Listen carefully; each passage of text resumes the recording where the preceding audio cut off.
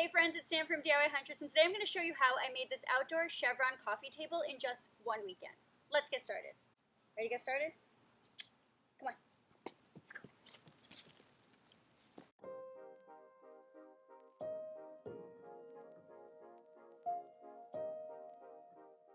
This project is sponsored by my friends at Burnsmatic. My parents do a lot of outdoor entertaining, and something they've been in need of for a while is an outdoor coffee table, so I decided to make them one out of cedar, and to get started, I took a bunch of 2x2s and cut them all down to sizes that made up legs, long frames, short frames, and supports. And as always, you can find a full cut list for this build, as well as a step-by-step tutorial and a list of materials all on my website by clicking on the link below this video. So one little trick I use to help make sure that everything stays square is that before marking out any of my measurements, I always cut the end off of every board I use, and this helps to make sure that that end of the board is a true 90-degree angle. And sometimes, since some of my cuts are really similar, I do make sure to just place them into neat piles and label all of the pieces so that I don't miss anything later.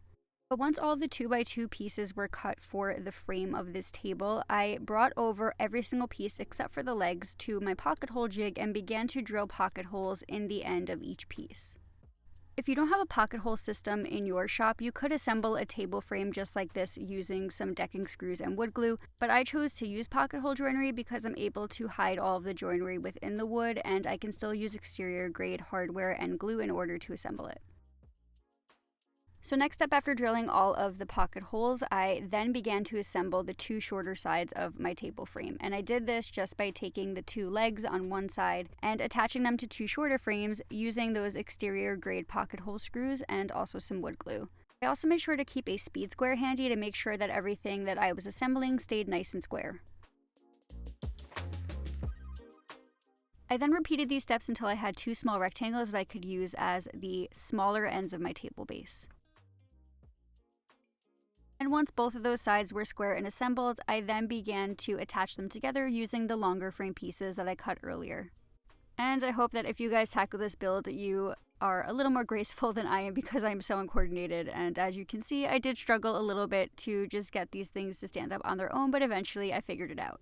I also made sure to start lining up the middle support pieces as well, because once I start drilling the outside supports into the side frames, things are getting a little tight in the center, so I just wanted everything to be in its rough spot before I started attaching things permanently. But as you can see, I started by first attaching those outside supports to the frame using wood glue and those exterior pocket hole screws, and then I placed the supports 6 inches apart within the center of those two, and those are going to help with nailing down some of the chevron design pieces later. And once one side was complete and beautiful and square, I then just moved over to the other side of the table and did the same exact thing.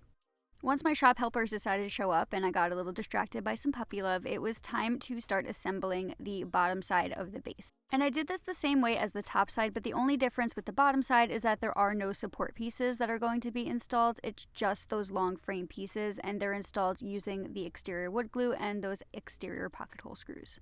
And just like I did with every other piece in this base, I checked and double checked and triple checked for square before moving on.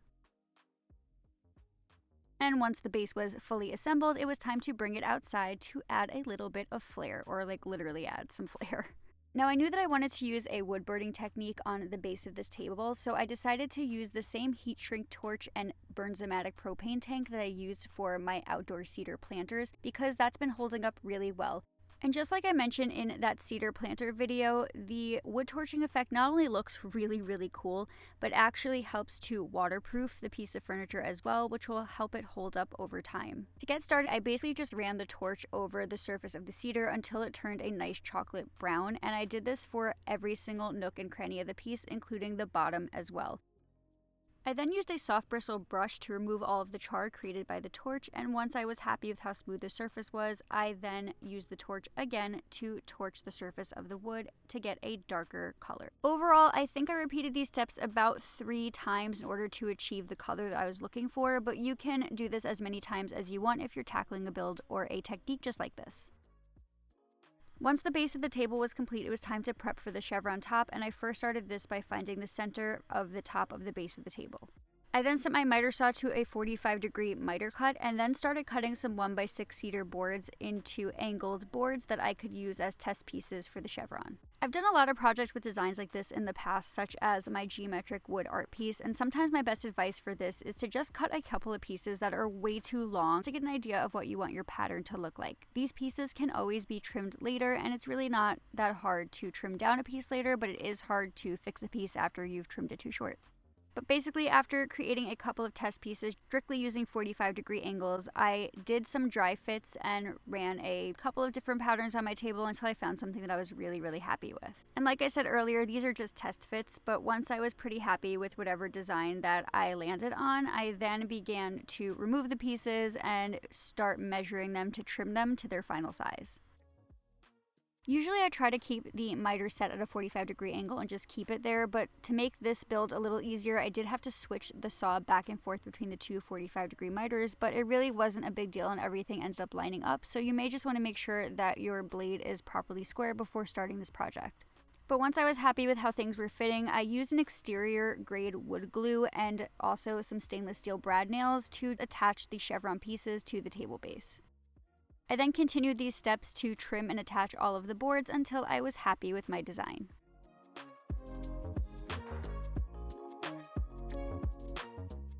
So because this was an outdoor build, one of the things I had to keep in mind was severe wood movement because the wood will be subject to a lot of different weather patterns. So I decided to use a spacer in between each one of my rows of pieces, and this is going to allow maximum room for wood movement so that the table can survive over time. And to help keep all of these spaces consistent, I just really use the size of my speed square as the spacer for each one of the boards, and I continually use this throughout the process to make sure that all of the lines were even and that everything lined up really nicely. Once the bulk of the pattern was complete, it was time to fill in those small little sections, so I decided to cut out some triangles from the leftover cedar boards that I have, and the little trick that I have here is to flip the 45-degree angle to the opposite side and then cut into the pointy edge of the opposite angle, and you have a perfect triangle. Another little trick that I use on pieces that need to be trimmed that may be a little too dangerous to put your finger near the blade is that I take a long piece of wood and I clamp it down to whatever piece that I am looking to cut, and that applies pressure to the piece and keeps it in place so that when I'm making a trim like the one I did for this triangle, my fingers are nowhere near the blade. Once I was done cutting that triangle to size, I attached it to the tabletop using that wood glue and the stainless steel brad nail trick, and it worked out really beautifully. At this point I decided I didn't want to leave well enough alone and didn't really like the way that the edges look, so I used some leftover 1x6 boards and cut them down into 3/4 inch strips to use as a border. I then brought them over to my miter saw, made 45-degree cuts just like I did with the chevron pieces, and began to attach them to the borders of the table using wood glue and brad nails.